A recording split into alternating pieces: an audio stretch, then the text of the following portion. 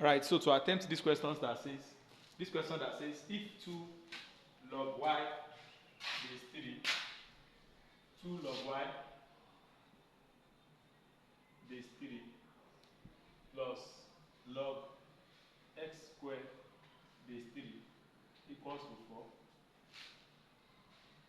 we are going to apply this very first law, this law of logarithm that says log an base x is the same as n log a base x. So you realize that this is similar to this. So what happened to this place here is what I'll do to this, and that will make this turn just the way the n here became the power here, and there was no longer n here. The 2 will become the power here. That's log y squared base 3 plus this will remain the same, log x squared base 3 equals to 4.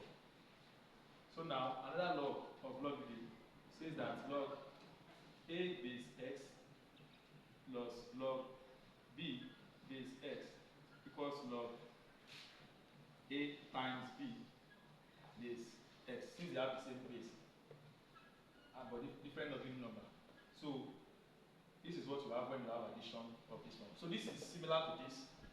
So I will make this left hand side, I will make it obey this law of logarithm, which means I will now have I will pick one of the log. The way it was one of the log that was picked here, I will pick one of the log, and I will have the base that is common, since they are both base 3.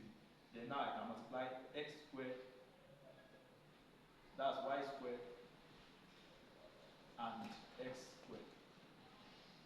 That's what this will turn to, this LHS. Now is equal to 4. So from there, I would have that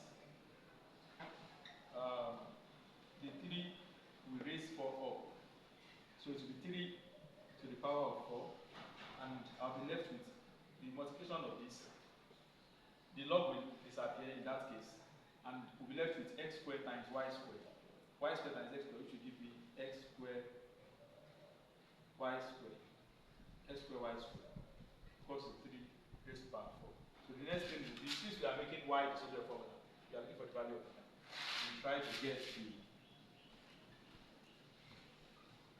y separately, meaning we divide both sides by the coefficient here, divide both sides by the coefficient of y, which is x squared.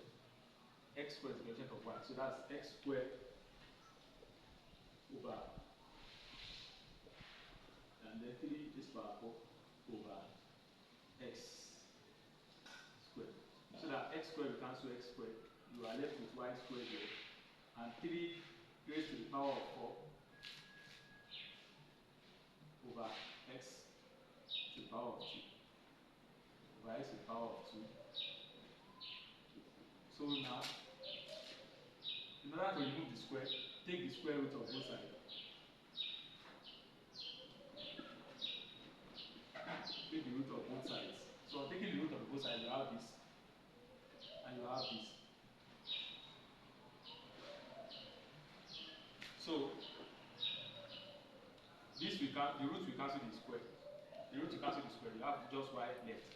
This here simply means 3 raised to the power 4 over x raised to the power 2 all to the power of half, which means you'll be multiplying the powers from the log integers. You multiply this 4 with half, so you have 3 raised to the power 2. You multiply this 2 with half, you have just x. So finally, 3 squared, that's 3 times 3 over x, that's 9 over x. And it will be a positive or negative, because when you take square root of something, for example,